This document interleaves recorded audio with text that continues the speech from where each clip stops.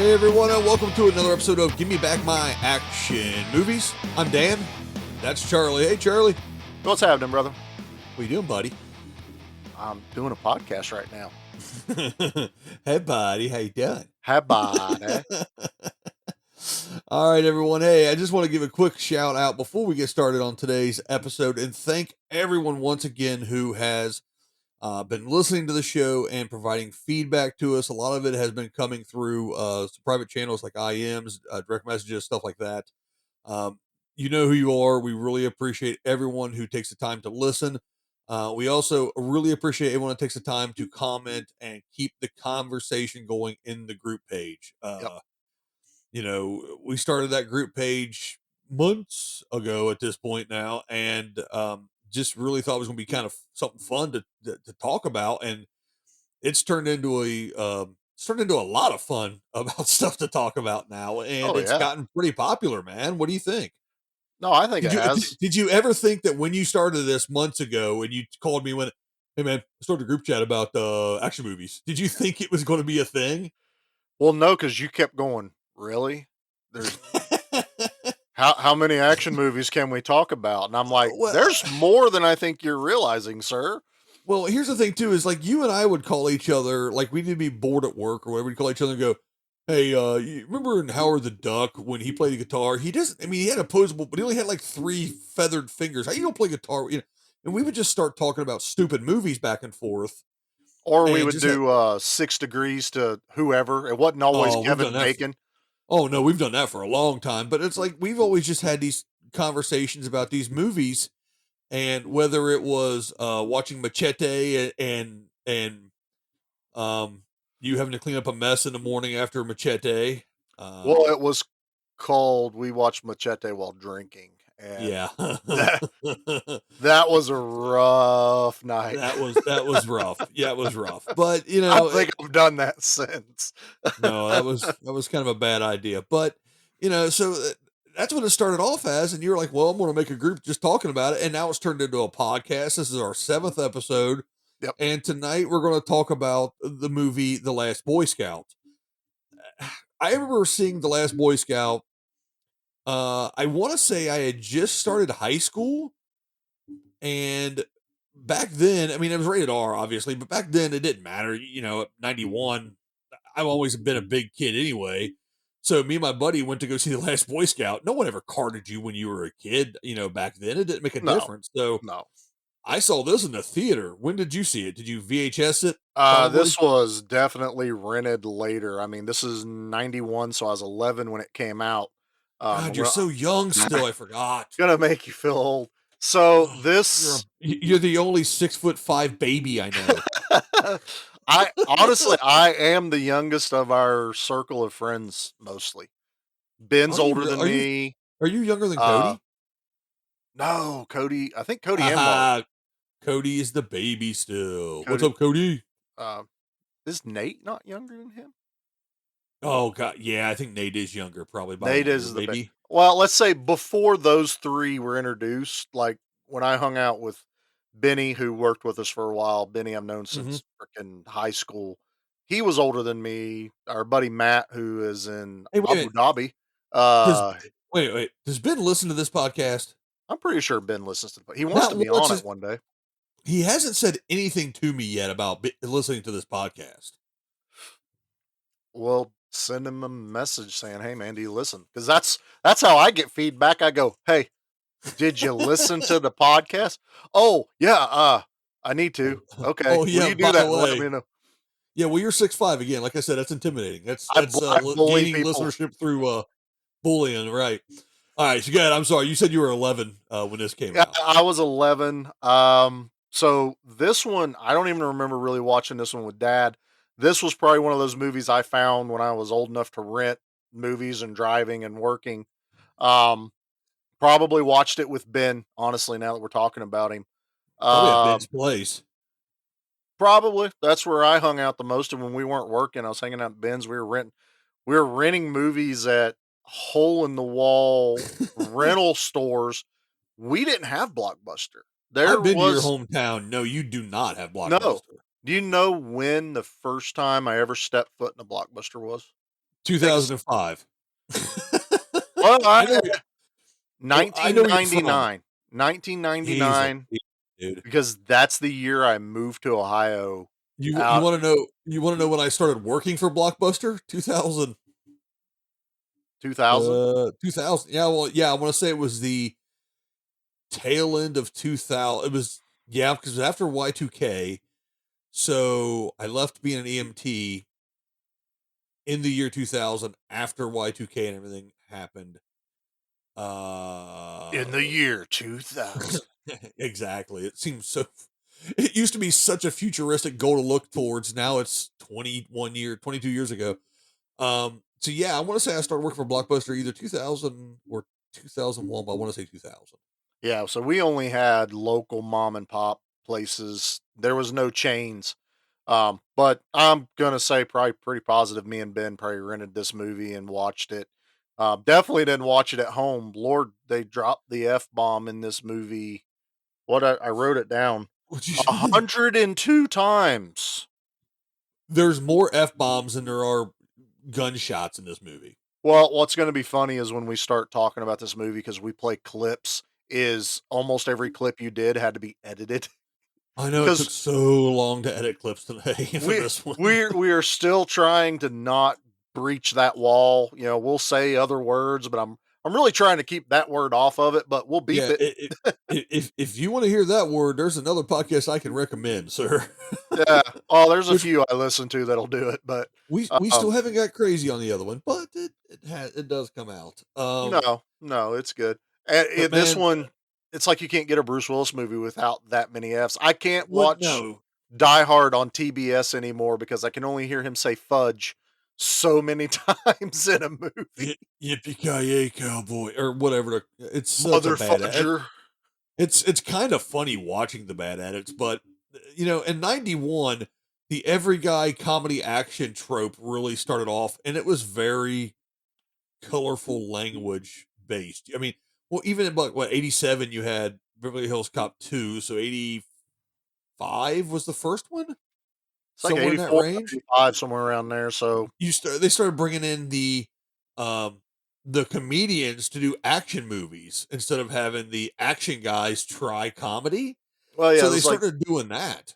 and they were bringing And in, like Eddie Murphy was known for his like HBO special, which was right, right, just right. laced with F bombs. So it's like, oh, let's throw this guy in an action movie. You know Yeah, what? Honestly, I wonder if Eddie Murphy is the first. He might be the first non-traditional action star because you had what 48 Hours, Beverly Hills Cop. yeah, I mean, those are two big. I mean, legit action movies yeah, that had comedians. You had stuff like Running Scared with Billy Crystal. yeah. That's Gregory Richard Hines was in Pryor, that. or was it Gregory Hines? Gregory Hines, yeah, Gregory he was Hines. in that. And Jimmy Smits. Um, Jimmy Smits. so they were in that. Joey Pants, Joey Pantalone, I love Joey Pantalone. Pants. He was in that I'm bad not boy. gonna butcher that I name. I know love. We just call Joey him Joey Pants, baby. Pants. So I mean, so you had these movies, and it was a lot of f this and son of a bees this and topless shots and stuff Yeah, like that. But that's what this subgenre of action movies was. They were a lot more gritty. They were a lot more super ultra cool, slick, but normal dudes yeah. being action stars. And most of This them were cops, was obviously, and they blow everything up, and that's what they do. I But and it's hard to put the finger on it, but I still say it was like right around the late 80s and into the 90s where we started getting the everyday action heroes, yeah, your Kurt Russells, your Bruce Willis's, Keanu. Um, well, I mean, look at Snake Plissken. yeah, I He mean was these just a guys were regular not, dude. I mean they were muscular, but they Oh weren't yeah, Stallone, they weren't Schwarzenegger, they weren't right. Dolph. They were guys that you could run into anywhere, They could be just Uncle Jimmy down the street or something. Yeah, they were just regular people. and it was always this like every man but just downtrodden, or all the bad luck happens to him. I mean, and it's not just the Bruce Willis ones, which kind of was his whole shtick, but it went into the Lethal Weapons, with Riggs, all Yeah, that stuff, and doing research on this, you see that, oh, who was asked to star in this movie, and you'll see like stuff like Mel Gibson turned it down, but Bruce Willis said yes. Because I do believe they asked Bruce Willis about Lethal Weapon, and they asked Mel Gibson about Die Hard. So there was Yeah, like this that flip. makes sense.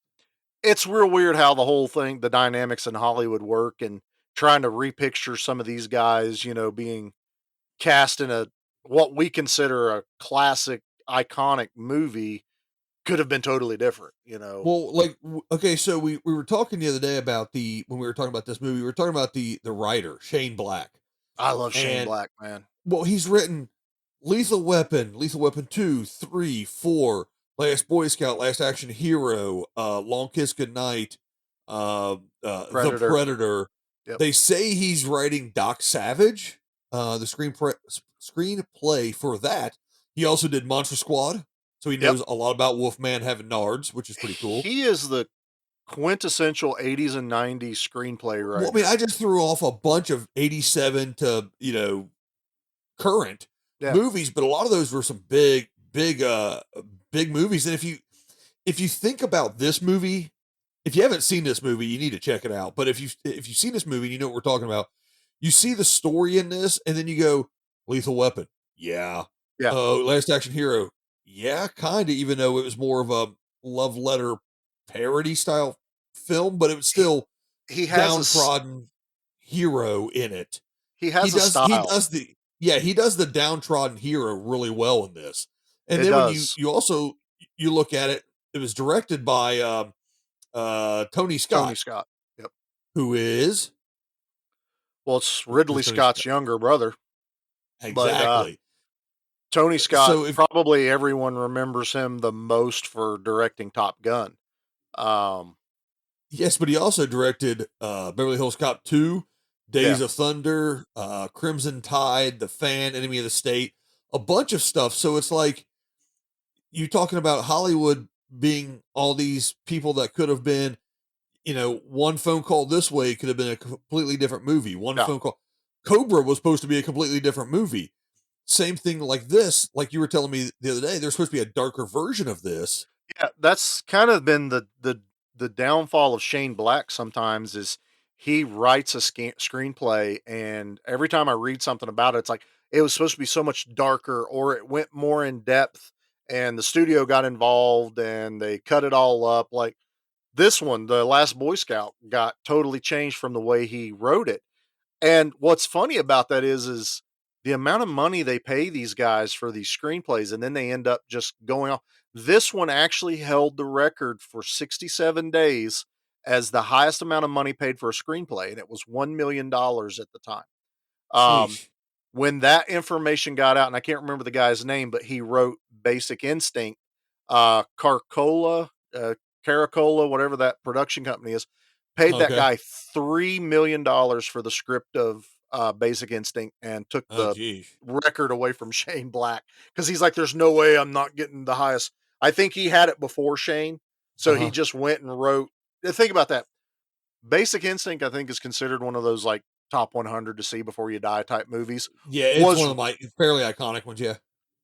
It was written out of spite because the dude lost the title of the highest paid screenplay. I Hey, find that man, hilarious. sometimes anger is a good motivator. But True, that's the true. thing, though. I can't imagine this movie not being what it is now, though. No, It's like we just had that Justice League, and then we had the Snyder Cut. So now we're getting the ability to see a movie as it came out, and then maybe another directorial, ultimate edit of it, or this or that. We're kind of getting to see those things now, but we didn't have this in 91. We got no. the Last Boy Scout. We didn't really even start getting what they would consider director's cuts until what, early 2000s. Maybe the Basic. Criterion Laserdisc, we might get a director's cut version on it, Well, but I mean, I think it really took off when DVDs started taking off because they could yeah, fit extra content. And we started getting all it really was, here's the stuff we cut out to make it shorter. We put it back in. But, you know, it's like I was telling you last time on Cobra, there's a 40-minute extra cut somewhere Yeah. of this entire movie. Yeah. So I'm like, that's not just editing some scenes for pacing. That's a whole That's nother movie. they filmed something and put something else out using what they had. So Exactly. And so, now we've started rewatching these movies. I mean, you watch them all the time anyway, but I mean, I've been rewatching a lot of these for the first time, in a while. yeah. And seeing that, it's like our childhood and young adulthood for me, because I'm older than you, obviously, would have been a Just a lot little. different. Yeah, I'm old. It would have been a lot different, but talking about The Last Boy Scout, like I said, I remember going to see it in the theater with my buddy back in high school. I think I was a freshman, probably. You remember seeing it probably with Ben and stuff.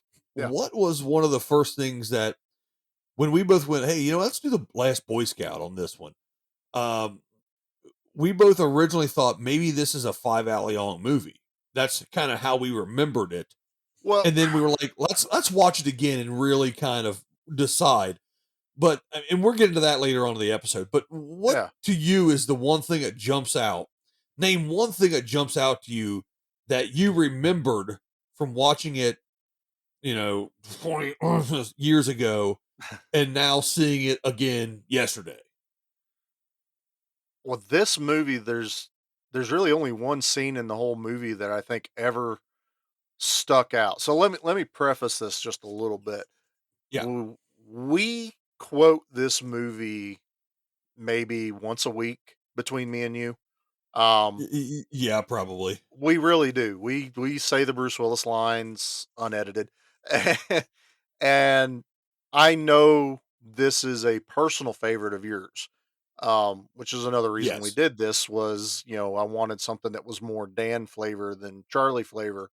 Um, but rewatching this movie again, and it's still to this day, the whole opening sequence of the football game and how that whole thing Oh, ends. yeah. That is it was what Billy am because it Cole. yeah, Billy Cole, which was played by Billy Blanks, I know Mr. Tybo Billy Blanks. Mr. Tybo. I'm bouncing and punching at the Have you same seen him time. doing Geico commercials recently? I have. It's so weird. I know. It's like he looks older, but not. You know what I mean? It's that I weird know. Maybe kind of. Tybo works, I guess. I guess so. Man's got great skincare. But it's like the movie opens up to this football game, and it's Yeah. not. You get this weird knockoff song from Hank Williams Jr. It's Yeah, not. but It's instead of all my rowdy friends are coming over from Monday night or whatever it is, are you ready for some yeah, football? We get Friday nights, a great night for football, and yeah. it's We don't just the we don't even get it worst on Monday. early. No, it's the worst uh, 90s rock. It's almost like that Michael Kamen rock action movie Yeah. stuff that they did a little bit later on, but it's Mhm. just so crap. So so we get opened up to this song and you're watching a football game in the rain. Right. So you're Right. like, okay, let's see where this is going. The And cinematography on it's pretty cool. oh, I thought it was pretty cool. Yeah, it looks cool. You get generic football playing teams, Cleveland Nothings, because they never tell you the name of the team, and Well, well, we'll let that go. And then you get well. like, the Los Angeles Stallions. So I'm like, okay, that's who like the Billy Cole character's playing Yeah, for. yeah, Um, Billy Blanks. totally. Yep. So and then we get like Dick Butkus for a few minutes doing Yeah. commentary, and they call him Dick Butkus. So I'm like, Oh, yeah, well, he's Dick Butkus there's in it, yeah. there's one thing I know. I recognize that. Do you And think his character's name was Billy because he was such a horrible actor, he couldn't remember if they called him Steve, he'd have been like, "Who you talking about?" "Oh, me. Oh." they They just it called him probably Billy. was, and they just went Steve, and he would never turn around. And like somebody slap Billy. I'm not. He's the Tybo King. But Yeah, exactly. You're Tybomi. and we get this like subplot to the movie, I guess, about some gambling or something that's going on, and they're It really starts like the main plot of the movie, we just don't know it yet. yeah, you don't realize it, but we find out that he's like being blackmailed or some crap like that. And we watch a football play and they give the ball to him and he takes off running down and he breaks a couple of tackles and I was like, okay, cool, cool. and this one dude's coming straight at him, and you're like, yeah, he's gonna get tackled. He's not gonna score. Freaking Billy Blanks pulls out a gun and shoots the dude. Like, Right? But brain buckets him right in the nugget. boom, turns around and shoots like two other players. And I mean, like, all hell's breaking loose. Cops are running the field. Everyone's running the field. And that's not the shocking part. Billy No. Blanks like turns around, takes his helmet off, looks at everyone and goes like, "Ain't life a bitch?" and blows the back of his dome off. That's the Yeah, start of this it was flipping movie.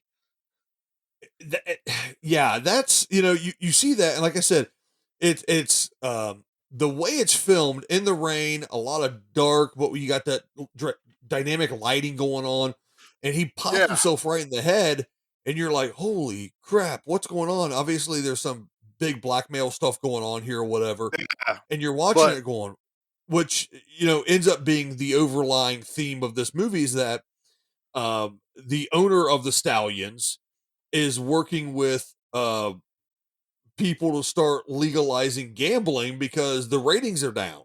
So it's all about getting yeah, ratings to save the sports and keep making money. And um, so it's all about that essentially. That's basically the overarching yeah. story of That, the whole movie. that But that's you that's see what's that, driving everything. yeah, and you see that and you go, holy hell, I didn't know it was going to be like this. And then it really turns into almost a noir style detective movie because Joe Hollenbach, Bruce Willis is a Yeah, private detective. We find out he's a private detective because he was a Secret Service agent that saved the president, took a bullet for the president, yep. and then he was guarding a senator. Found Hmm. that the senator was abusing escorts and Prostitute, escort. knocked out four of the guy's teeth for being a scumbag. So we find out that Bruce Willis's the character of Joe Hollenbach is very upstanding. He's got right from wrong, and that's why he's called the last Boy Scout. Yeah, yeah. Um, Damon Wayans makes like a comment about like, Signs a card for him or whatever, yeah, like to the last Boy to Scout. the Yeah, 'cause they had a conversation or something about he calls him a Boy Scout or something, and Bruce goes, yeah, "Always be prepared." yeah. He basically befriends an ex football player for the Stallions, Jimmy Dix, played by Damon Wayans, because Bruce Willis's buddy, who he finds out is dragging his wife, was hired to do like a just keep an eye on her. She was getting creeped out by things. We find out this whole thing about it, but it's one of those things where the movie has subplots built into it, Yeah, which is really pretty cool. Yeah, I love this movie. I love the way it was filmed. I love the complicated subplots. I love the grittiness. One of the things about um, this movie that I like a lot, you see Bruce Willis is playing that classic downtrodden, beat down, at the bottom of the barrel because things are just taking a crap on him character, like cop yeah, character, like Die Hard. He was just a regular cop character, had a family, had a wife. They separated. She moved to LA. He had to come out to deal with her, and he was just that normal downtrodden cop, but ended up having to walk on glass and be stuck in this tower. yeah, And now he's this private eye and stuff like that. But he wakes up in this car after having this skip trace he did in Vegas, and he's wrecked. Um, but he gets up and he looks in the mirror of his car, and he has, I think, I don't know. This line has always resonated with me. This bit, I always kind of, it really kind of explains to you how he feels in life. yeah. Nobody likes you. Everybody hates you. You're gonna lose. Smile. And by the way, cutting audio clips for this movie, um, every other word is the F word. So it was tough. So Well, you're going like to I hear a said, bunch it's of beeps. 102 times. You're going to hear a lot of beeps in these little drops. So I remember that a lot in this movie. I remember, I'll say it. I'll say it on the air. I got depression issues I've dealt with for a long time in my life. This movie always kind of spoke to me because it was like he feels like he's having these same kind of thoughts, and he's seen kind of really kind of dark areas in his life, but he still has that underlying backbone, an underlying moral compass. He knows right from wrong. He has his code that he sticks with, and he's just doing what he has to do to make it work. Yeah. Like we said, he found out that his buddy gave him this skip trace job because the skip trace because the skip trace is quite dangerous, obviously, and his buddy gave it to him because his buddy was making with his wife, Yeah, and so we get that whole thing where I always call this guy Jack because he's the guy that oh played yeah, Jack Dalton in MacGyver. Um, but and we're talking the real MacGyver, not the remake. no, not the remake. No, we're Yeah, talking Richard Dean Anderson. But yeah, Bruce McGill plays like Mike, which is we come to find out it's his almost kind of like a business partner. They kind of both run a protection kind of service. they're They're both private dicks, basically yeah, private th- detectives. Yeah, they're Bruce calls him his best friend. Um, but dude's been sleeping with his wife. And Bruce kind of finds out in the movie, it's oh yeah, kind of a wild way that happens. And he still Bruce still takes the job from him because that other line of $500 is $500.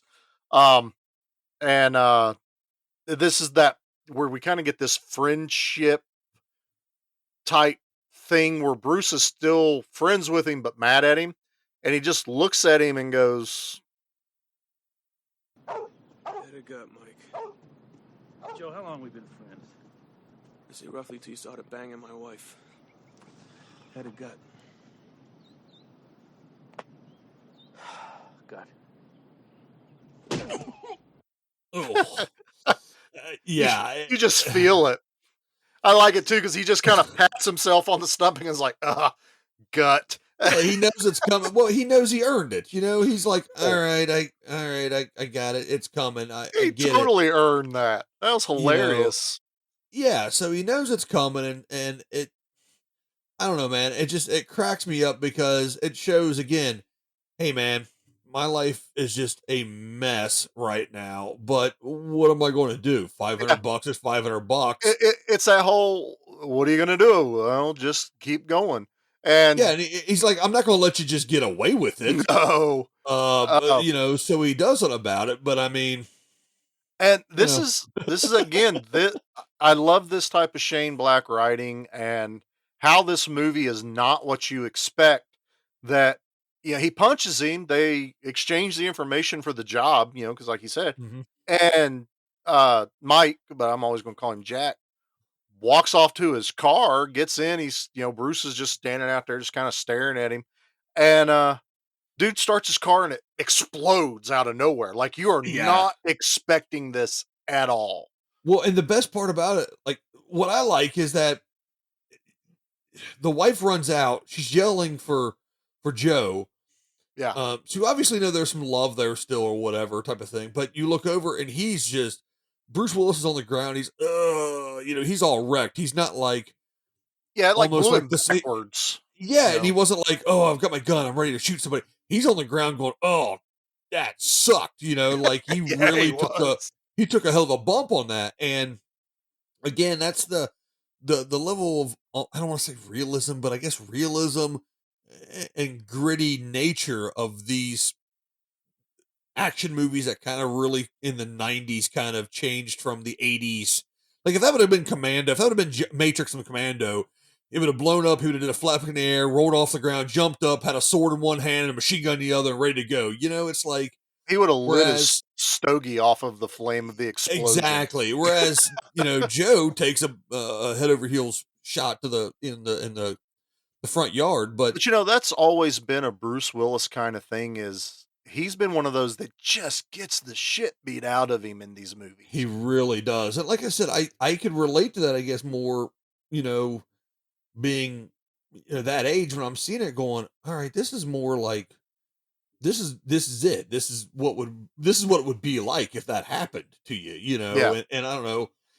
He ends up taking the job and he goes to see this exotic dancer, the stripper.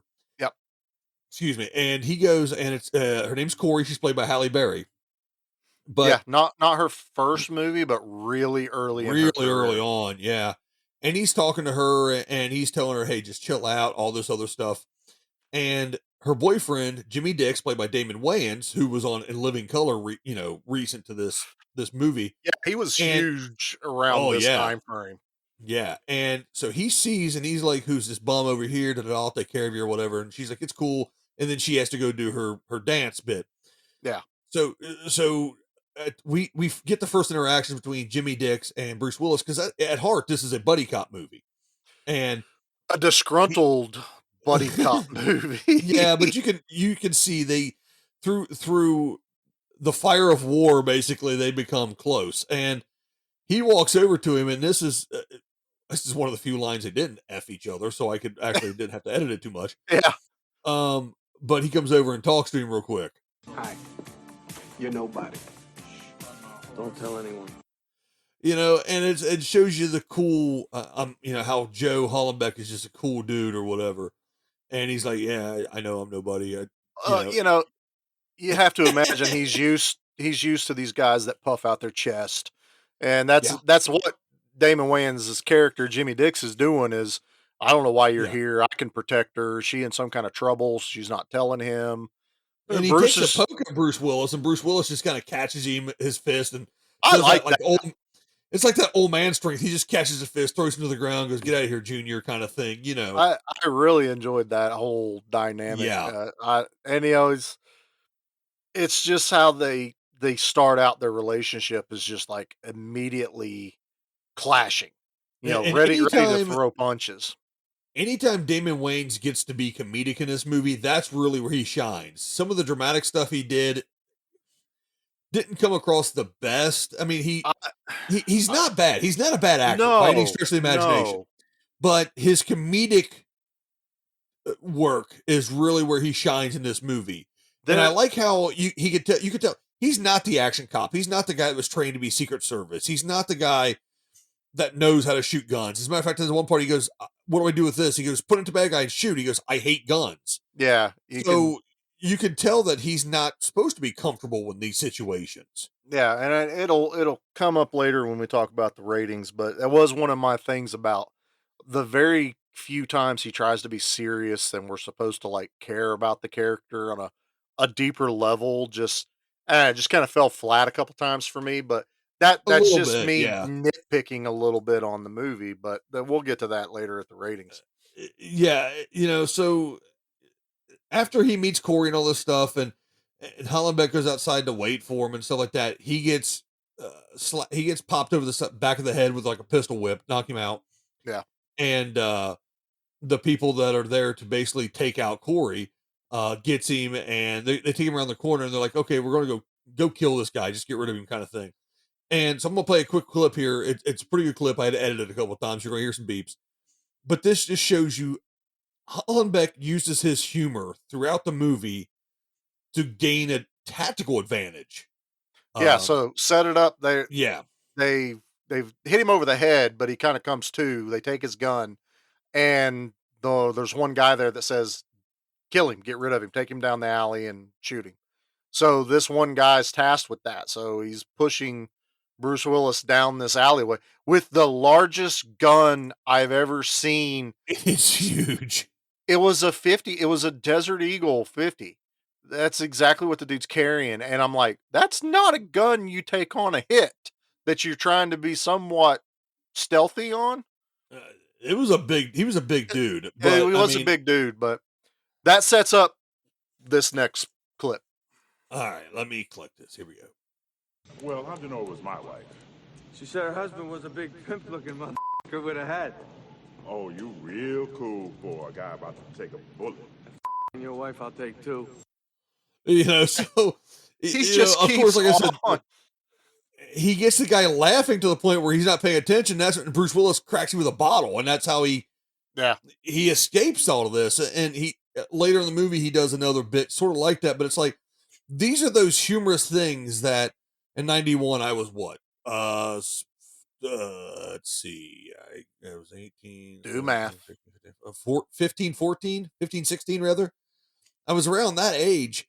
I see this stuff in the theater, and that's why it was such an impression on me. I'm like, oh, that's that humor. That's that, hey, I know I'm screwed, but I've got to just look it in the face and kind of laugh and smile, which Yeah. arguably I should probably get better at, like I used to be when I was younger. Now I get a little more upset about things. But he, he does that kind of stuff, and um, he gets away with it. And during all this, though, they get the hit on Corey Killer.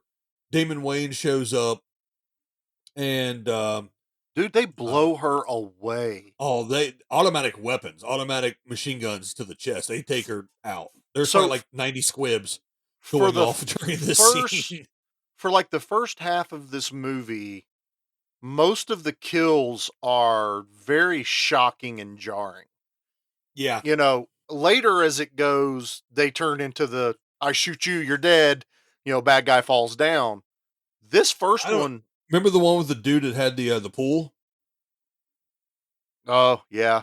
When he was on the phone with the cops, that was a pretty graphic one. They again, it's just that whole Shane Black style of writing that Yeah, he catches you almost off guard, even for an action movie that you expect people to get shot in. Um, I think that's because the beauty of the humor too. It helps to diffuse you down, oh, this and then was a they hit you. roller. This Yeah, was a roller coaster of oh man, that was hilarious. Oh crap, now I'm depressed. Holy crap, that dude just got blown away. It's constant in this yeah. movie. It really is. So This is a fast paced movie as well. I mean, there's really no part because of those scenes. There's no part that really drags, and you're like, God, I wish this part was over. Because yeah, there was a lot of talking leading up to that, but when she dies, you're just like, holy what? crap! What did I just watch? Right, right, and and so it all goes down where Bruce Willis shows up at the end to kind of save Jimmy and finish everybody off, and the cops show up or whatever, and they end up in the police precinct talking, and like the captain's there, and the captain knows Bruce Willis's character. He knows him from past, knows Well, he yeah, if you're he harasses the senator because he knocked the senator's teeth out and all this stuff. So he knows all the this. senator, the senator's been complaining he's been receiving obscene phone calls. We know it's Yeah, you, Hallenbeck. exactly, the whole thing. So um, you know, so Jimmy and Joe are sitting out after all hell breaking loose, basically with all this, and they're both kind of wrecked. And Jimmy's going through the fact that he just saw this woman he loves just get just Yeah, his obliterated. his girlfriend, everything, she's gone, man. And you start to get a little bit of, I don't know, you get a little bit of the bonding there, but you can still tell that. I'll play a clip in a second, but you can get this in the clip. You can hear Damon Wayans, the real difference, the division between the two, not just type of people, but the age group there too. Like Yeah, Jimmy Dix is younger, Bruce Willis is older, more of a mentory kind of dude, and as the movie goes on. But in this bit, you can hear the real difference between the two. That, like I said, the oil and water thing, I think really works in this. yeah. So I'll play this clip here. Leather pants. Yeah. What's something like that, right? 650.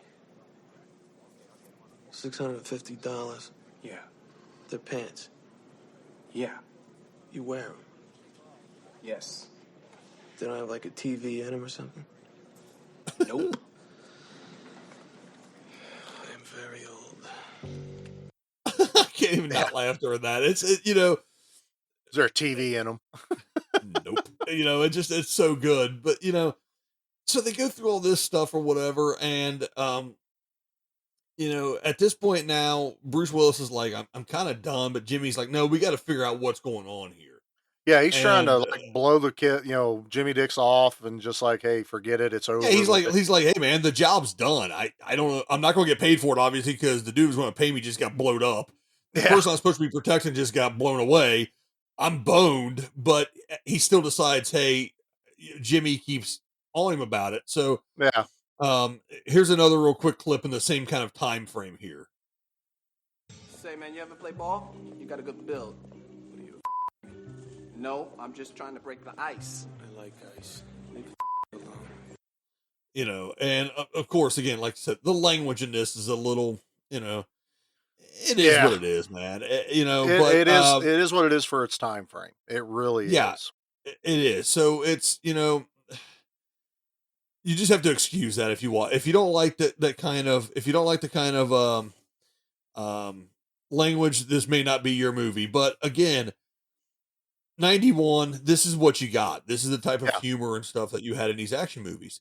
yeah. So again, like I said, watching this, I'm like, yeah, man, this guy is cool as hell. I'm digging this, when I was a kid and stuff. And you know, we go on and find out that there's a whole, like I said, the conspiracy between behind this and that and what have you, and they kind of figure out why the conspiracy is happening, and they, the thing that's cool about this movie, you don't really find out who are all the bad guys until later in the movie, and you don't even find out who you think one guy is the bad guy until towards the end of the movie and find out he's really not. He is a bad guy, but not the bad guy. Yeah, like I dug that. the last third of this movie is just like, wham, wham, wham. Here's who this guy is. Okay, now here's who that guy is. Now here's this Yeah, guy. And the one other thing that it kind of, I don't think it ever struck we me we really as we a got their hairball. Was that fur ball? watermelon crush. Um, Oh, I just heard you. you know, talking a lot. Um, Yeah. I never picked up on this till probably, the last couple times of watching this, but when they go and check out Corey's apartment and they're kind of, it's already been trashed and tossed. Apparently there's evidence. She's blackmailing the NFL to get Jimmy his job back. Whoa, whoa, whoa! It's not the NFL. We don't want anyone from the NFL coming after us. They said NFL in the movie. I don't think they did. They really? I don't know. I just think they said professional football, but No, maybe they said NFL. they do. I knew they do say the league a couple of times, but that's it. But yeah, maybe they did. Ditka want trying to get everything his job back from Ditka. So she's blackmailing the owner of the Los Angeles Stallions. Mhm. She's gotten like a recording of him and someone else about illegal gambling. Well, they go to her apartment, they find all this stuff, and they get ready to leave. And Bruce is trying to get Damon Wayans. He's like, I'll give you a ride. Let's get out of here. He goes, no, I'll take Corey's car. Well, we just watched her get in a car and get blown away earlier. So Bruce is sitting in his car, like thinking, and he goes, crap, that wasn't her car. And he speeds off and catches Damon Wayans before he turns the ignition on in the key. Mhm. Like, get out of there, get out of there. And turns out that car was rigged. Well, that's not the part I'm getting at. You got to go back now to where his buddy was blown up with C4. So now is the point that Bruce Willis has put together in his mind that Mike was already working the case. It wasn't that this chick called him and he was too busy, like he told Bruce. He was already working it, got in over his head, and tried to dump it on his best friend, quotation marks, Mhm. um, knowing that he was probably going to get killed. So he's Yeah, that banging was his because he's wife. banging the wife. Yeah. Yeah, he's banging the wife. He's doing all this stuff, and you now figure out that this guy was trying to get Bruce killed. That was really deep. I mean, if you don't stop and think about it, really, it kind of goes past you. But you see that realization in the character where he's even like, "That son of a bitch, he tried to get me killed." You Yeah, know? yeah, you really do, and he mentions that to Jimmy too about Yeah, his best friend blown up and all this other stuff. So it's like he knows at this point that he's in some really high level shit going yeah. on, basically at this point. It's not just blackmail. It's not just No, a protection type job. He's we in the got an middle of issue. something. Yeah, Yeah, I just always found that it's just, again, that's that darkness. You don't expect that kind of depth in your normal blow 'em up action movies. sure. Like, dude tried to, the best friend tried to kill you because he's banging your wife, man. That's Yeah, messed up. that is messed up. I mean, head or gut, I guess. But That's all he got out of. Well, he got blown up. What did he say? He he said got they're blown still up out of the picking. deal, They're still picking chunks out of him, out of his stucco. out of his stucco. Let's take a quick break here. When we come back, let's kind of finish up just the quick rundown of the movie storyline itself, real quick. I really want to get into talking to you about this movie and that era, and like I said, that subgenre of movies. I want to get your. We're going to do the Alliangs, obviously. I want to get into that, and Yeah. then let's talk about this movie. I love watching these movies again and going, what if we recast these with Okay. modern day actors? Let's do that when we get back. I want to talk about that a little bit more and stuff.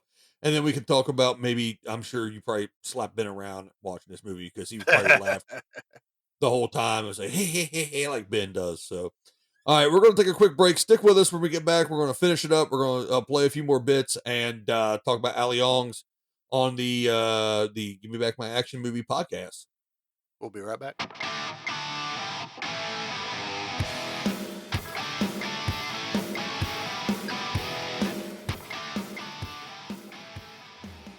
Hey everyone, me again. I just wanted to let you know real quick that I also co-host another podcast, a weekly podcast called the Noka News Network.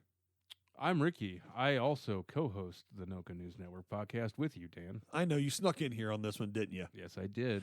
Everyone, we appreciate everybody listening to Give Me Back My Action Movies, obviously. But if you'd like to listen to news that no one cares about, then check us out at Noka News Network. Ricky, where can they find us? We're on Spotify. We're on Apple Music. Or iTunes Podcasts. Whatever it's called. However that works. And you can check us out on Facebook as well. And you can always email us over at newsroom@nokanews.com.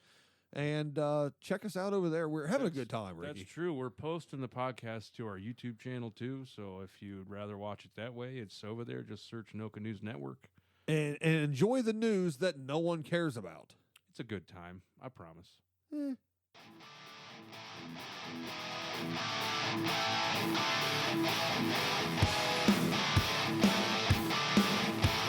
All right. Oh, did you stretch during that, Charlie? Did you have a good time? I You- did a what'd you couple. do I during did a the couple laps. That was a long break, right? That was all Yeah. of a minute or so. All I right. don't know. So It we're depends talking on about. how long your commercials are now. I think there are minutes still. I don't know. Yeah. So for now, we gotta start. We gotta add some more. Actually, we gotta talk about that after this. Okay. So The Last Boy Scout. Again, we talked about a little bit. This was out in '91. This was the big. I want to say this. Let's see. It came out. The opening weekend was December 15th. Come on, IMDb. You're killing me here. Let me scroll down here to this. I don't want the music department. Anyway, I want to say it was December 15th. So it was a big Christmas kind of blockbuster style movie and stuff. And seeing this movie, we talked a little bit about this genre of movies where it was the blockbuster action, but it was being driven by a comedy star. And we talked about having some of these, Beverly Hills Cop comes to mind, obviously. And then Bad Boys, the Bad Boys franchise came out of this a little bit later. I know you love the big, muscly, superhuman, steroided, blow everything up, machine guns never run out of bullets, action movies and stuff. Well, that's what I started with. That's what you Yeah. start with. This, and I did too, don't get me wrong, but like this is the ones that I like a little bit more, where it's a lot more, use of the F word, which I believe is probably the most popular and probably the best word in the English language. But it also, there's just that grittiness. It was cool. It was gritty. It was, and my upbringing was different than yours. I was allowed to watch F this films and F that films. You weren't. So Well, I I think that's a big difference was. between us. I was when Mom wasn't home. No, Mom still doesn't know you use that word. Oh, I'm sure she's aware I use No, that no, word. no, Mom, he doesn't. I If just you're don't. listening, Mom, he does. Well, I- Mom's not listening to this. Probably not. But I don't say it around her. I don't use it in the house around the kids. No, I have an internal switch. I can turn it off and on pretty easily. So, I broke my um, Switch years ago, I think. yes, I have to keep you on either in my earpiece or not on speaker if I'm around E people. Everyone has that one friend you can't put on speakerphone. You know That's who it you. is. That's you. Yeah. Um, So, let's I'm gonna play 2 well, more we got clips here real quick. Go yeah, ahead, go ahead. You we do still you. got we still got to we're getting right into the climax of the movie. Yeah, so, Um, we find out that the bad guy of this movie is Shelley Marcone, the owner of the Stallions. yeah, But working for him is a guy named Milo. I like Milo. Milo is really cool. The guy who played Milo's name is Taylor, is it Negron? Neg Negron. Yeah, Negrin. We'll call it Negrin. And Milo, he's a he's a cool villain. He's very He polished. He's very proper. Uh, he keeps calling. He keeps calling Bruce Willis's character is always Joe. yeah, He just keeps calling him Joseph the whole time. And even later on, they capture Jimmy Dix, and he calls him James. And yeah. Damon Wayans looks at Bruce like, "What?" He goes, "Yeah, he does that." It's just, but I love that character of Milo. He's that perfect level of sleaze and polish, and he respects Bruce Willis's character. You Yeah, he know, does. he doesn't underthink him. He doesn't underestimate him. He knows what he's capable of, other than like the other guys. Did we do a clip for those Which for the not with yet. So, the okay, cigarette? so no, not yet. We haven't done that one yet. So basically they knock him out. He gets captured and he Yeah, wakes up basically at Marcone's house. We don't know that yet. Shelley Marcone. no, it's the reveal But scene now. right, but there's these two henchies, and the one sitting behind him at the piano with a pistol, going to keep an eye on him. They're going to keep an eye on him until Milo shows up and handles this whole situation. Yeah, Well, this other guy that's standing there with him, he's the shirt half unbuttoned Joe Cool henchy, and he wakes him up by slapping him. And goes to slap him again, and he catches his hand, and the guy's like, "Ah, you're hurting me," and he's like, "I'm up. Leave me alone. I'm Bruce Willis. I'm awesome." yeah, yeah. And so he looks at him, he goes, "Can I get a cigarette?" And the guy goes, "Yeah, yeah, yeah." He goes, gives him a cigarette, he goes to light it, and when he does, he punches him in the mouth. And Bruce Willis, it's a whole long scene, so I can't play the whole clip, but he Yeah, looks at him and we tried goes, to cut "We this, and tried it." it's no, you have to Like see. 2 minutes. This one is a YouTube it if you're not going to watch the movie. Yeah. You know, So he asks, he goes, and he's cool about the whole thing. He goes, "I seem to have dropped my cigarette. May I have another?" I love And the guy's standing there and he looks at his buddy and he goes, "Yeah, sure thing, pal, no problem." And he gives him a cigarette. And Bruce goes, "I'm going to need a light." And looks up at him and he goes, "All right." He goes, Bruce goes, "If you, I'll play that clip for you." But anyway, he I'll play the clip at this point. play So, the clip. Yeah, yeah, okay. If you touch me again, I'll kill you. that's how he's So, talking. So yeah, that wasn't he's like we just, made it quiet. That's no. he is very calm. And he's had the crap kicked at him a couple of times now. So he's Oh, he's bleeding from the lip and bleeding. everything. Yeah. But he tells the guy, he goes, "I'm going to need another light. And if you touch me, I'll kill you." Yeah. So he goes to light it and he punches him again. And he's like, "Ha, yeah, I got you. I'm the best. You suck." Bruce Willis stands up, pops him in the nose, shoves it in his brain, and kills the guy instantly. And looks at him and goes, "Told you." Oh And God. the other guy's losing his mind. And Bruce Willis reaches over and grabs a cigarette and lights it and sits there. And He's like, I it just warned him. shows you. Yeah, he goes, "I warned him." So at that point, Milo finally comes in and he's like, "Can you get this corpse out of here?" type thing or whatever. Yeah, he's not even And shocked. Like he no, walks, he's like, "Hey, he just killed this guy," and Milo goes, "Okay." yeah, he goes, "You don't disappoint, Joseph." And Yeah. he's sitting behind him at the piano still, and Hollenbeck hasn't even turned around to look at him. And here's a clip between Milo and him, and it gives you an idea of that interaction there. Of like, Bruce Willis is the cool, I don't care, leather jacket kind of guy, and Milo is equally as cool. Can we do a formal introduction Who here? gives a You're the bad guy, right? I am the bad guy.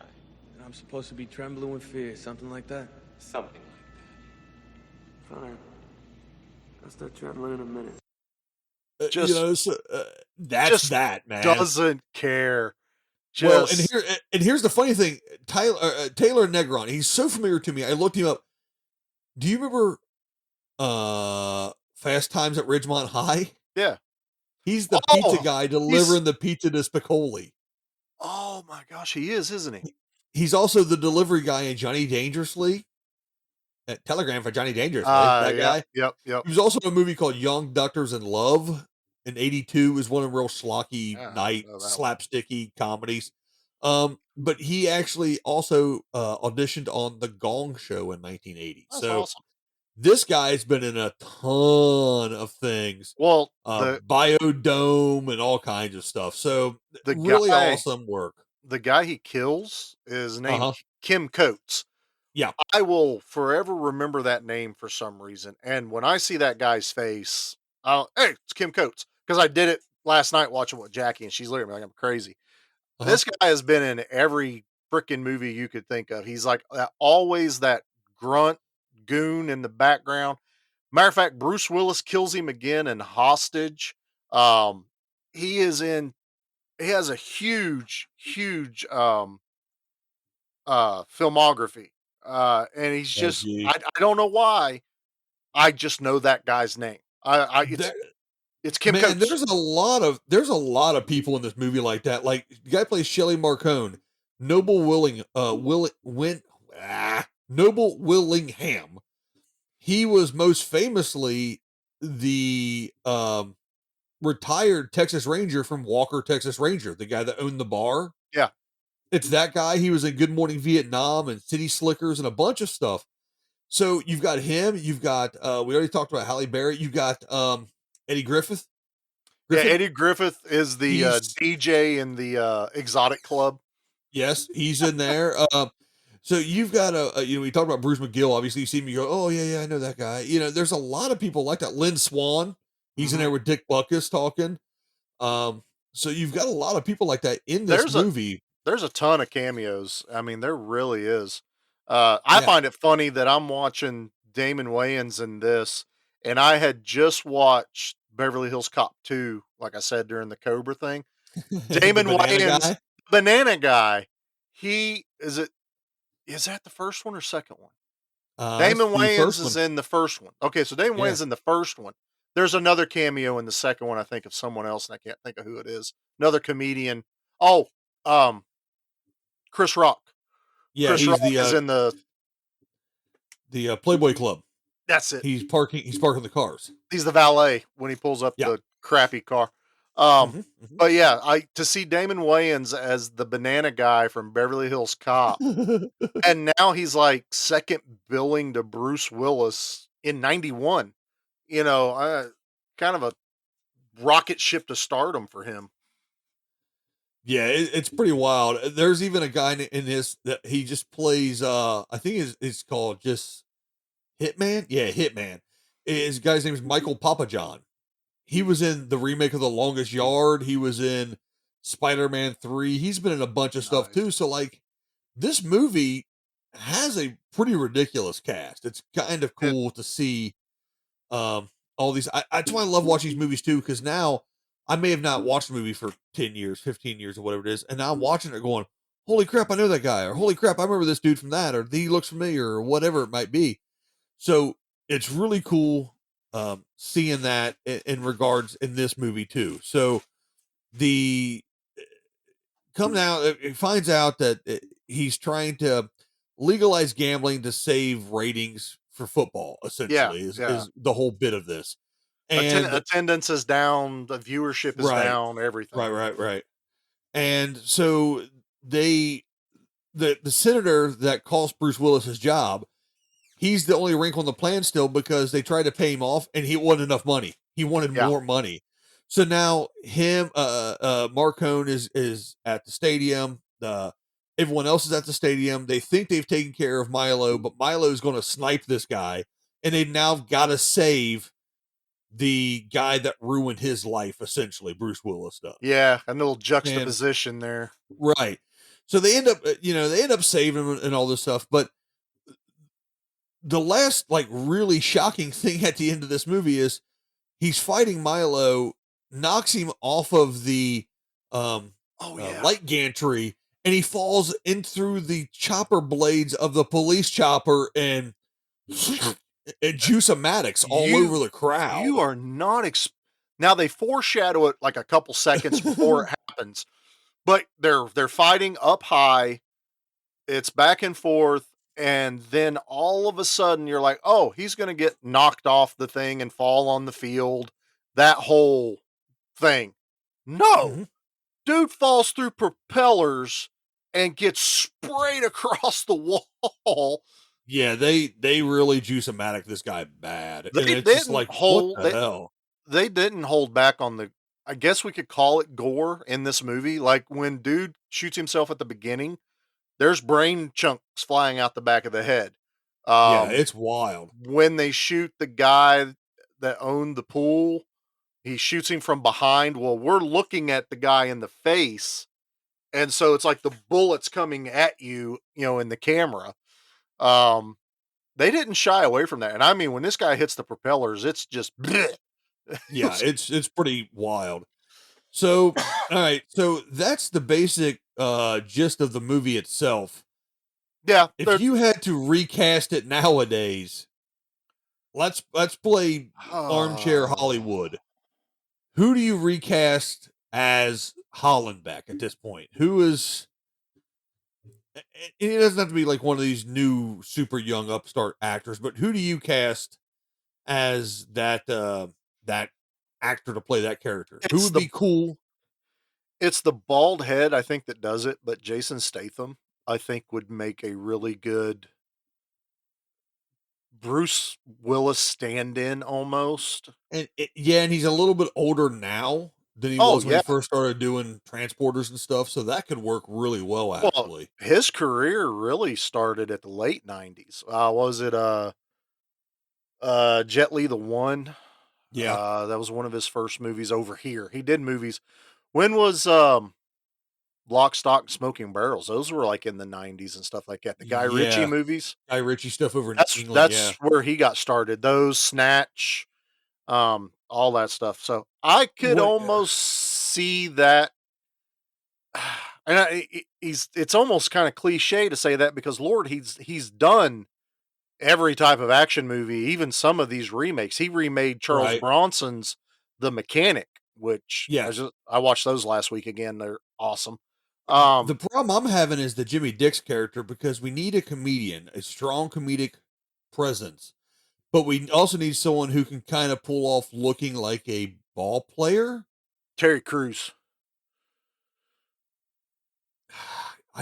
He's almost too old looking. I'm going to for tell that Terry role. Crews you said that. Go ahead, because I don't think Terry would be offended because he's a very gentle person now. And if it He gives me a is. chance to meet Terry Crews, I'm cool with that. That's true too. But I don't know. Like I was thinking that too. I'm thinking like The Rock maybe in there somewhere. But I just think we that, got. I think we got to go even more like Mackie, Anthony Mackie, or who could play Killmonger. He was also in Creed. Oh, and Creed. Oh God, that was that dude's name. He's so good. All right, give me a second. Look it up real quick. Yeah, That guy is so good. I want to make sure I get his name right.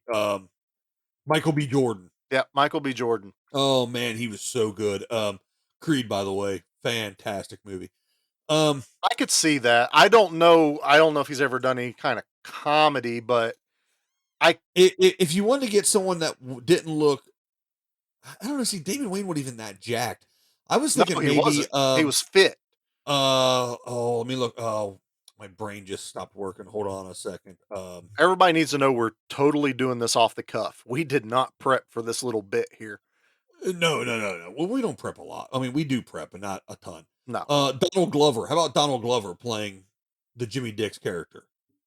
I could kind of see that. I don't know. He just, to me, he doesn't have the stature. Well, I mean, he could put on a few pounds bulk wise, but in like Community and stuff, guess, he was yeah. hilarious. Oh, Hilarious in Community. comedy wise, I don't doubt the kid's chops at all. I just don't know if I So, believe him as a quarterback for a football. he may be a little short for that bit, maybe. That's what I think. Michael B. Jordan would probably be my top pick for that. That'd be pretty good.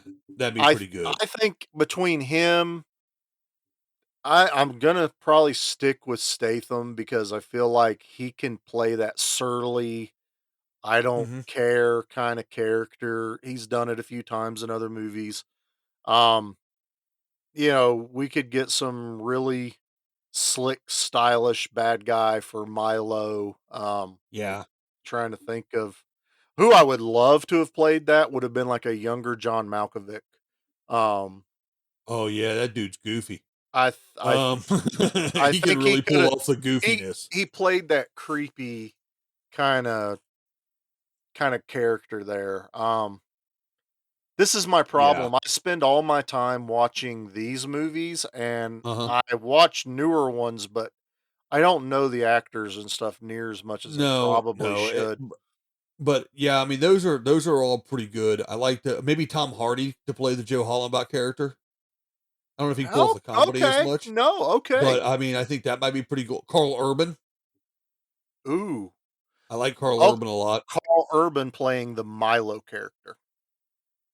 Yeah, he could pull that off. I think. I think he can. I mean, I if you do think too. of he kinda played that a little bit in Red, Yeah, but yeah, he was more government man, but, he was sure, still but kinda still on he that could do that. line. Yeah. Uh, That's a good cast. I like that. I Yeah, I didn't dig think that. about that. So everyone listening, throw your cast. When you listen to this episode, when we'll start a little after this comes Yeah, out, I think we'll do that. we'll drop a little thing on the group and then throw your cast into this. I like that. I think that'd be fun to do that.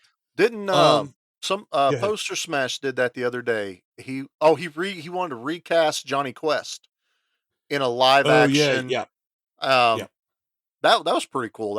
I didn't answer on it because I was too busy thinking. Yeah, right. I was like, "Man, that's." He I'd did have that to. already. It was called The Venture Brothers. I never did watch the Venture Brothers, Oh, it's man. so good, dude. Look, The guy after Space Patrick Ghost went off, I didn't watch well, Guardians of Patrick the Warburton is in it, and he's like their bodyguard, tough guy that drives a muscle car, and his name's Brock Sampson. It's hilarious. You got to watch that. I might have to try that. There's one episode where like the boat's being haunted by the ghost of Major Tom the entire time, and the boys are running around Scooby Doo style, afraid of this ghost, and he's oh. So at the end, Brock finally shows up, walks over to the ghost, and punches him in the face, and knocks him into the water, and kills the ghost with one punch to the face. You'd love it. It's hilarious. Alright, I might have to Um, look into that. check it out. Anyway, The Last Boy Scout, like I said, I really love this movie. I was happy to watch this one again. It's on HBO Max right now if you're listening to this currently. If it's Yep. in the future, listen to this. I don't know what to tell you. But I really enjoyed it. I like that early 90s action genre like that. There's a few more from that time frame that we're definitely going to do. We're not going to get into it just yet, but we're definitely going to do a few more of those. But Charlie, let's get into everyone's favorite part. Let's the what's the shooty finger thing here? We gotta do body count first. Oh, we do got. I got to load that up. Hold on a second. Let me load up We the body count bid here. I forgot that. we See? have our new bit we have to do. Oh man, did you? Oh, hold on. Let me find the. You're alright, just keep going. I Oh, won't let there be dead air. We're just gonna keep all right. talking You here. you talk. I'm Well, gonna try to find this. the soothing sounds of Give Me Back My Action movies. Okay, here we No, go. you got it. Yeah, just give me a second. Okay, let's do this part. Yeah.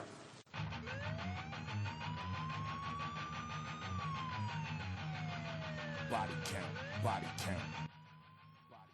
All right, I'm gonna edit that, make it slicker eventually. But yeah, the body count of this movie.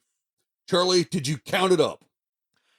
The body count of this movie, and there's two parts to this, and I kind of thought this was fun. The actual body count of dead bodies is 27 people. Okay. The other part of this is how many people got punched in this movie.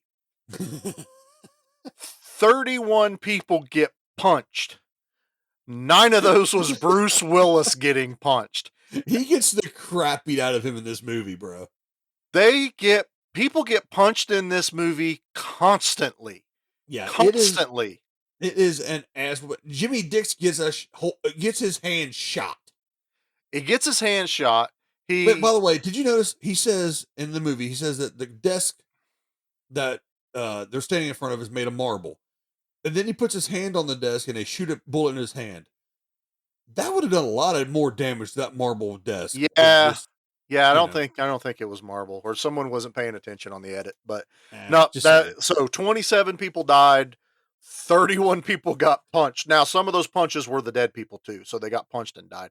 And one dude got Vitamixed by a helicopter. Yeah. So that's this episode's body count.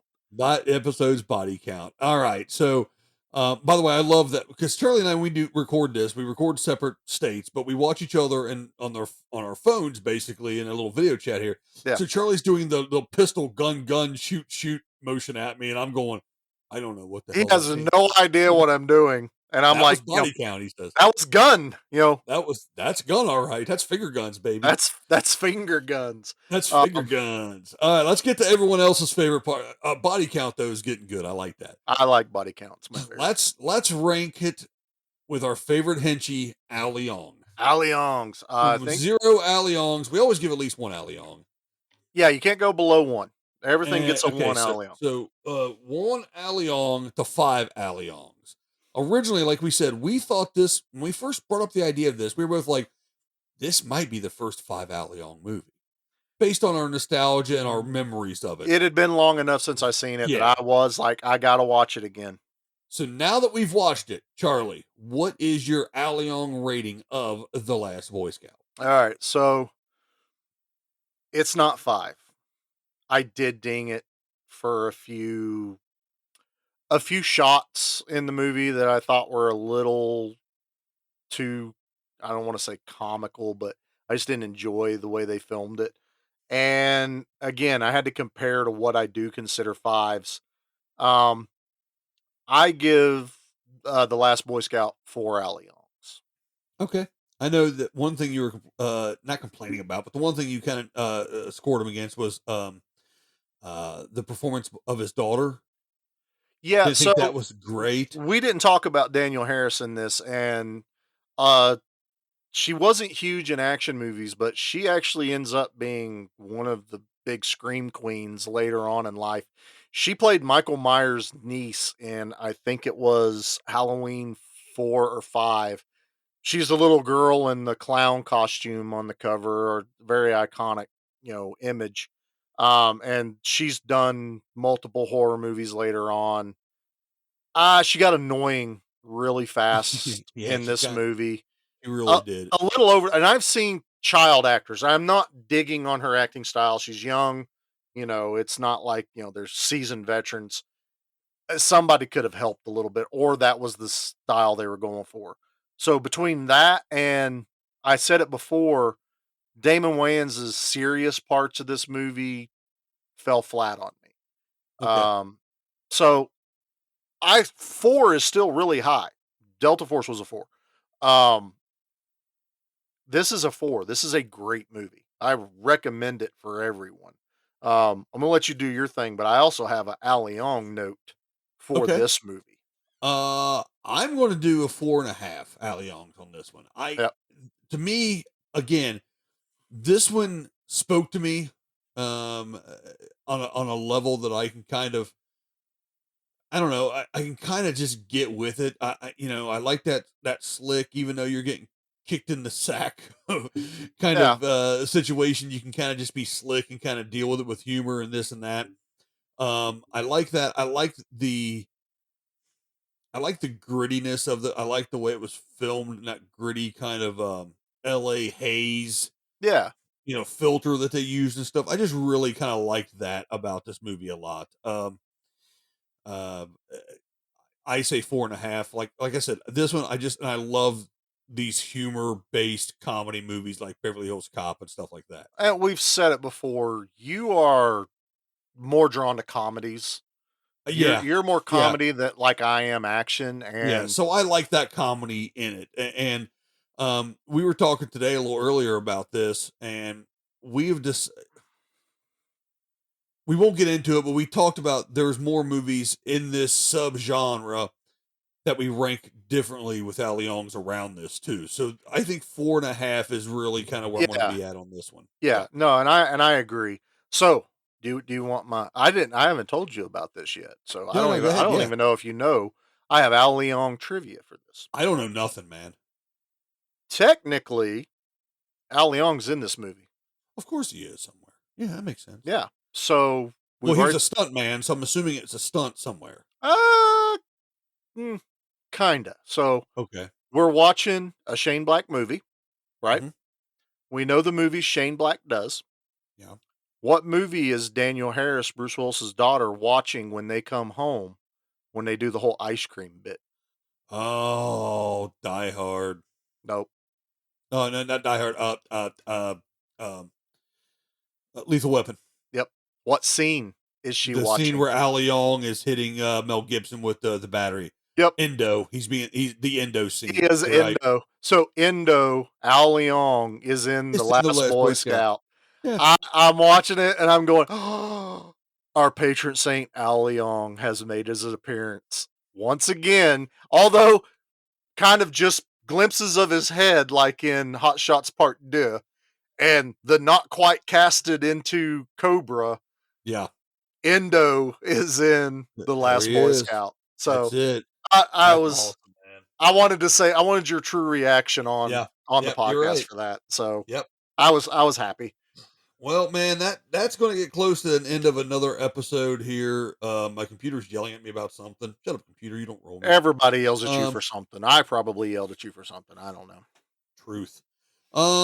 We do want to do some of our own yelling and yell out to some of our friends of the show. We want to say hello to our friend Sludge over at Sludgecast. Check those guys out, especially if you're into monster movies and creature features. Check out Sludgecast. Charlie And has made some appearances over there. they are also working their way through the Universal monster movies now.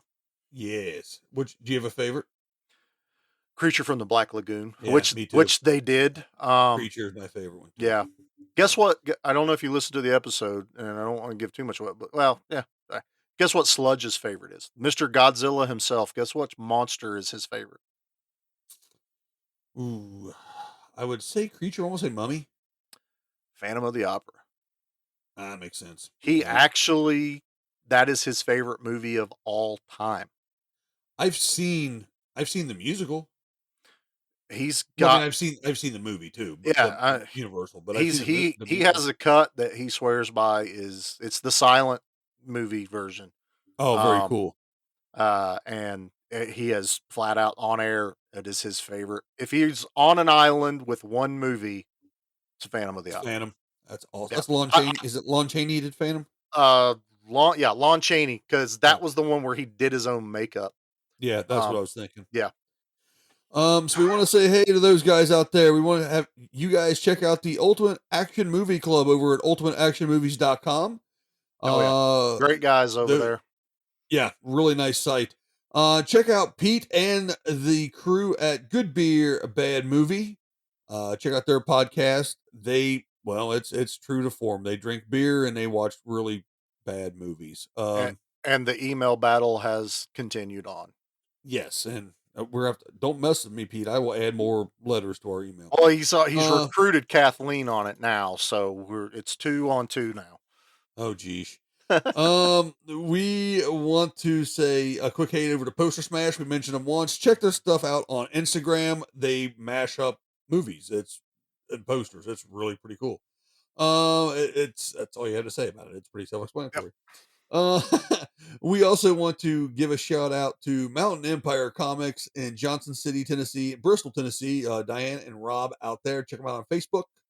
I did talk to Diane this week. They do ship comics, so if you guys reach out to them, you can get comic shipping. Yeah, we're trying to get the new He-Man comic that's coming out before the Netflix show. Man, I want that Magnolia cover so bad. They just showed it today. It's so nice.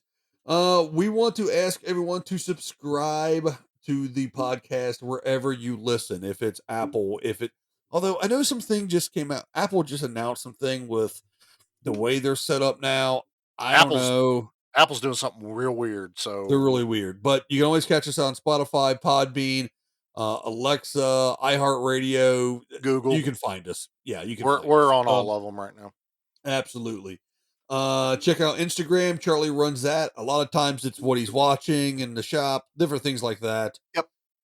Which was Flash Gordon yesterday. Yeah.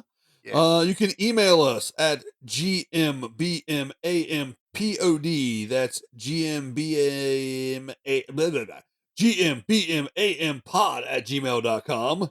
Don't give Pete any more ammo. Come on, man. Sorry, Pete. I was drinking. Because that's their new thing. Is it's just ours rolls off the tongue and theirs doesn't. I'm like, that's messed up. Ours is a train wreck, Pete. Theirs rolls off the tongue. Ours doesn't. That's what. Yeah, ours is a train wreck. It's give me back my movie@gmail.com. It's the Schwarzenegger email, man. Yeah, it's give really bad. Bam. Our email is the Ghoulies version of emails. Yours is the Critters version, Pete. That's cool, man. Check us out on Facebook. We have a Facebook page. We have a Facebook group. So if you find us, this podcast somehow out in the ether of the world, and you decide you want to come and check out our Facebook page, please do so. But take the effort to go to the group page, because that's really where a lot of the interactions are. We always say, listen to the pod, join the conversation, do that in the group. That's where we will post spoilers for the upcoming episodes, or we won't spoil them, but like little teases. We do teasers. We drop hints now, and when you go to the page, I've made it as simple as Facebook will let me. There's a button right under the main header that says join group. Yeah. Click that. Click that. We'll get you in. That's where it's at. We are going to start holding some contests and stuff here pretty soon. I think we've talked about it a little bit. That'll be your gateway into the Give Me Back My Action Movie universe, I guess. Community. Universe. World. Fan base. I don't know. We haven't come up with a clever name to call the fans yet. Prisoners. What? That's messed up, bro. As you can tell, sometimes I'm not very creative. So, I guess that's about it. I mean, thanks everyone for listening. We really appreciate everyone listening and giving us the feedback when you can.